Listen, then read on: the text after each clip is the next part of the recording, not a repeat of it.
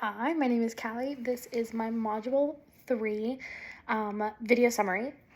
I love Harry Potter, so this was very, very fun for me. I just want to start with gender roles. So gender roles, I feel, are often focused on main protagonists of the stories that we see. A lot of times we don't lean into or analyze other characters as deeply, but I have always been interested in Professor Quirrell. We expect a teacher to be strong. We expect them to speak very loudly. We expect them to be strong in communication, confident, well-rounded. We don't really get a ton of educational value from Professor Quirrell, and we know now, like, he's a villain and everything, but it makes him a harder villain to miss. I think that he gives off very feminine, subdued, quiet vibes that make it really easy to spot him out as a fake.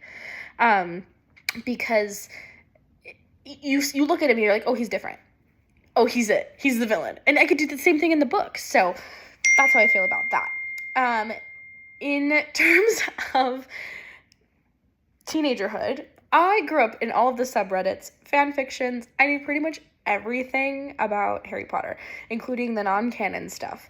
So this is in regards to teenagerhood and queerness and what I thought should have happened as a teenager. There was a good majority of the time where I really, really desperately wanted Harry and Draco to end up together.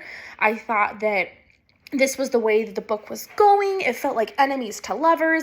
It felt like it was following that trope where Harry leans into being more of the feminine protagonist and the quote-unquote fairy tale princess that we learned about in our readings this week.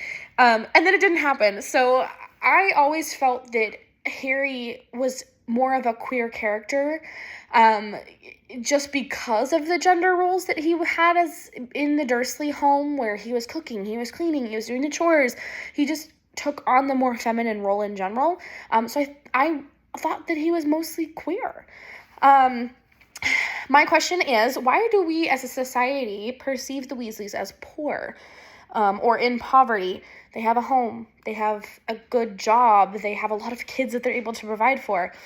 However, my follow-up question is, why does Mr. Weasley work as a department head and not get paid enough to support his family so they don't appear in poverty? And then the last couple of things, I always found it so hard to watch Ginny on screen, and I did this time too. I loved her book character better. She was really, really well written. She seemed stronger. She was less awkward. I perceived her as more than just Ron's little sister. The on-screen chemistry is a really hard watch for me. And the chemistry was really strong in the book. Like, I actually wanted them to be together. I shipped Harry and Ginny rather than shipping Harry and Draco, where I shipped Harry and Draco more watching the films.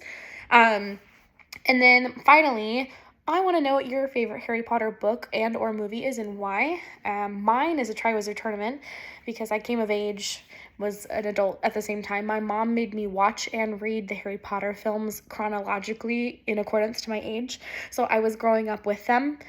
I loved being able to see them go to their first ball, having their first transformations as I was going through puberty and I was becoming my own human and interacting like modern teenagers. I also thought that the writing was the best for the film for this one. Specifically, the boys were very funny. It was just a very enjoyable watch. But this was a great week for me. I really, really enjoyed it, and thank you.